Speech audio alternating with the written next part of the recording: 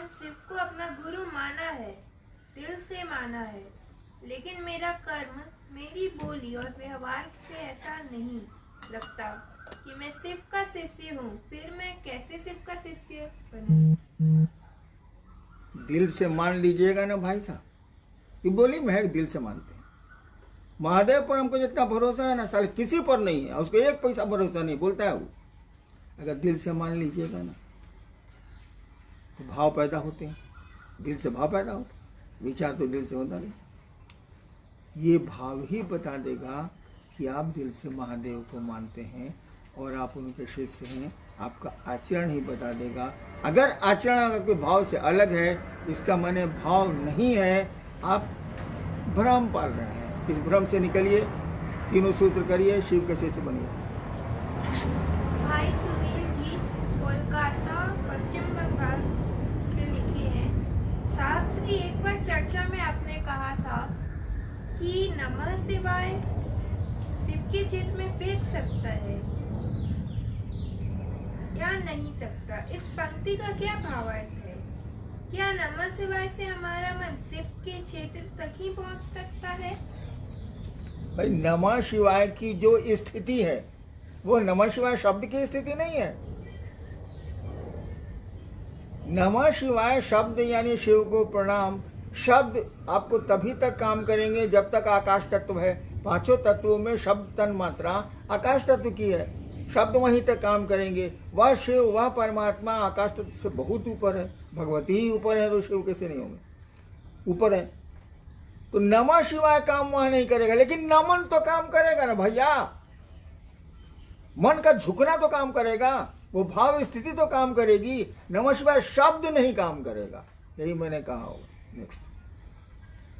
बहन आशा सूरत गुजरात लिखी है, साधु और संत में क्या अंतर है? कोई अंतर नहीं, एक ही चीज है। साधु और संत में कोई अंतर नहीं। अब उतना मीन मिख निकालेंगे तब तो हुआ। थोड़ा अंतर है, लेकिन सामान्यतः कोई अंतर नहीं। बहन चांदनी पटना बिहार ने लिखा है, साहब आपने कहा था शिव के प्रति आकर्षण तो नहीं लगता है, पर चर्चा के प्रति इतना आकर्षण क्यों है? चर्चा के प्रति आकर्षण के बहुत से कारण हैं, पर शिव के प्रति आकर्षण मुझे कैसे होगा? वही तीन सूत्र करने होंगे।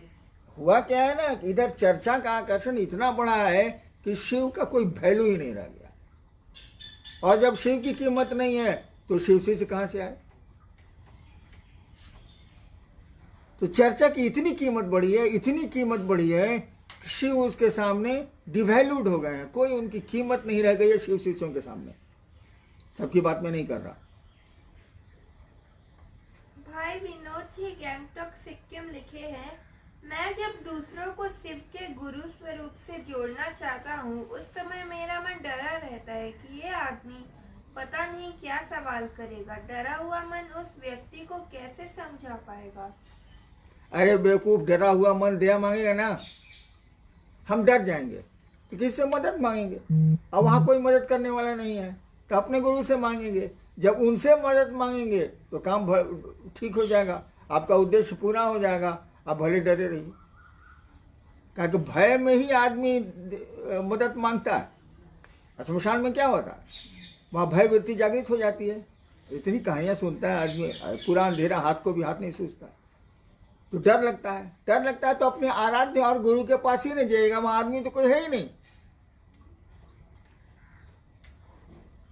तो जब डर लगेगा विनोद जी, तब आप अपने गुरु के आश्रय में जाइएगा, गुरु को याद करिएगा कि फंस गए, क्या पूछ दिया ये, तो वहां से आपको मदद मिल जाएगी। तो डरना जरूरी है महादेव की दया के लिए कहीं कहीं। बहन रजनी काशीचक नवादा बिहार लिखी है, सांसारिक समस्या एवं व्यवस्था परमात्मा के प्रति प्यार पनपने नहीं देती है, क्यों? वही शिव आपके रूप में घूम रहा है जगत में, तो जगत का आकर्षण है ही, वो कैसे पनपने देगा? गुरु की मदद लीजिए, गुरु के साथ जाइए, गुरु के सानिध्य में जाइए, गुरु से अपना रिश्ता जोड़िए। वो धीरे धीरे धीरे धीरे शिव से प्रेम बढ़ाएंगे और धीरे धीरे जगत का प्रेम घटता जाएगा। लेकिन वो एकदम नहीं घटेगा। जब तक शरीर है तब तक जीव भाव रहेगा। लेकिन गुरु की दया ही हमको आपको शिवोन्मुख कर सकती है, जगत के आकर्षण से हटा सकती है। भाई संगम जी भागलपुर बिहार से लिखे हैं, साहब आपने चर्चा में कहा है कि यदि कोई हमारी छोटी सी चीज जैसे कि चप्पल को चुरा लेता है तो मन दुखी हो जाता है, लेकिन अगर कोई महादेव को चुरा ले तो कोई गम, कोई दर्द, कोई संवेदना पैदा नहीं होती। आखिर हमारे अंदर क्या कभी है जो हमसे महादेव के लिए दर्द पैदा नहीं होता? ऐसा नहीं है कि आप महादेव की तस्वीर को चुरा ले तो दर्द नहीं पैदा होगा, पकड़ के मारबे करेंगे, ऐसा नहीं है। लेकिन हाँ, जो चप्पल के प्रति आकर्षण है वह शिव के प्रति हो जाए, उतना भी हो जाए तो सर फिर किसी चीज की जरूरत नहीं। टुटला ही चप्पल जो अगले महीने की तनख्वाह में बदली जाएगी, वो अगर कुत्ता काट लिया अंतिम महीने के दिन में, किसी का कुत्ता काट लिया हो, आपका मन घुर हो जाए, जबकि 2 दिन के बाद उसको नया फेंक के नई चप्पल अपने ले वाले। लेकिन इतना भी आकर्षण, इतनी भी परवाह शिव के प्रति कहाँ है? वो गुरुदया से ही होगी बाबू, कोई उपाय नहीं। 3 सूत्र करते चलिए, आगे बढ़ते चलिए। भाई डब्ल्यू जी नवादा से लिखे हैं, धरा पर 3 शक्तियों से सारी सृष्टि संचालित होती भाई है, तो इच्छा शक्ति क्या है और इसे कौन संचालित करता है? इच्छावान। इच्छा शक्ति इच्छावान की है, शक्ति शक्तिमान की है। इच्छा को ही शक्ति बोलते हैं। उस शिव ने इच्छा की, जगत बना। कहा ही जाता है इच्छा मात्र प्रभु सृष्टि, ये पूरी सृष्टि उस परमात्मा की इच्छा है। आपकी इच्छा से भी बना है भाई साहब। आपने घर अगर बनाया होगा तो पहले आपकी इच्छा हुई होगी, तब ज्ञान लिया होगा, इंजीनियर ये वो से।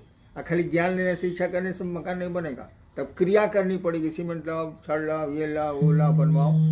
यानी इच्छा ज्ञान क्रिया तीनों क्या होना ही होना है, वो त्रिभुज बनना ही बनना है। सृष्टि में भी हम लोग भी जितना आदमी जितना बनाया है, सब उसके पीछे इच्छा ज्ञान क्रिया है। शिव ने भी जो बनाया है उसके पीछे इच्छा ज्ञान क्रिया है। अंतर यही है कि यहाँ भी इच्छा, जगत की इच्छा करने के चलते वही परमात्मा है, और जगत से शिव की ओर जाने में वही परमात्मा है। इसीलिए त्रिभुज का दोनों केंद्र बिंदु एक ही है, एक ही परमात्मा। लेकिन दोनों 2 त्रिभुज है। एक ऊर्ध्वमुखी है जो जीव शिव की ओर जा रहा है, एक अधोमुखी है जिसमें शिव जीव की ओर आ रहा है। लेकिन केंद्र बिंदु दोनों का एक ही है, दोनों का शिव ही है। 2 केंद्र बिंदु नहीं है, केंद्र बिंदु एक ही है। भाई सुनील मौर्य जी कल्याण महाराज से लिखे हैं, जब साहब के कहने से महादेव को अपना गुरु बनाए और सिद्ध शिष्य बने, तो आपके द्वारा दिए 3 सूत्र को करना भी अनिवार्य है या नहीं? अनिवार्य तो नहीं है भाई। हमने शिव को गुरु माना था तो कौन से सूत्र थे मेरे पास? एक विवशता थी, एक लाचारी थी, एक शौक भी था कि सब गुरु को छोड़ दिया, तब महादेव गुरु मानेंगे। वैसे जानते हैं कि कुछ नहीं मिलेगा, तो खड़े रह गए। तो स्कूल में खड़े भी रहिएगा तो मास्टरवा पढ़ाई देता है। अब स्कूल से भाग जाएंगे तो मास्टरवा क्या करेगा? अनिवार्य नहीं है तीनों सूत्र। अगर किसी के मन में शिव शिष्यता का अस्थाई जमाकड़ा हो जाए, अस्थाई रूप से जम जाए शिव शिष्यता, तीनों सूत्र किसी की जरूरत नहीं है।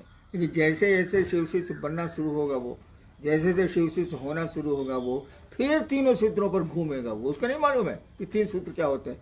फिर घूमेगा, मन अपने गुरु से दया की स्थिति में जाएगा, मन अपने गुरु को प्रणाम करने की स्थिति में जाएगा, और गुरु भाव का प्रवेश होता जाएगा शिष्य में। इसीलिए गुरु के लक्षण भी प्रकट करेगा वो, दूसरों को ईश्वर शिवोन्मुख करेगा, दूसरों को ईश्वर उन्मुख करेगा। भाई गिरिवर जी सहरसा से लिखे हैं, गुरु से और परमात्मा से में क्या अंतर है? गुरु शिव में और परमात्मा से? परमात्मा के रूप में वो सबके साथ है बाबू। वो गाय भी है, बाघ भी है, मुर्गी भी है। गिरवर जी जैसे आप मुर्गी खाते हैं ना, वो खा जाता है, परमात्मा है। लेकिन ईश्वर के रूप में वो समभाव में है, सबके साथ है। पर गुरु के रूप में वो समभाव में नहीं हो सकता है, उसको शिष्य से जुड़ना पड़ता है, सापेक्ष हो जाता है वो। ईश्वर निरपेक्ष होते हैं और गुरु सापेक्ष होते हैं, जबकि एक ही सत्ता है दोनों। ईश्वर भी गुरु हैं, ईश्वर ही गुरु हैं और ईश्वर गुरु और गुरु भी ईश्वर हैं, वह गुरु जो सत्य है, सतगुरु। नेक्स्ट, चलिए अब कब आएंगे ये हमको नहीं मालूम, आपको खबर जाएगी। सुना कि बहुत लोगों ने कहा कि व्यूअर कम है, कम लोग सुनते हैं, इसीलिए साहब अब हम लोग के बीच नहीं आना चाहते।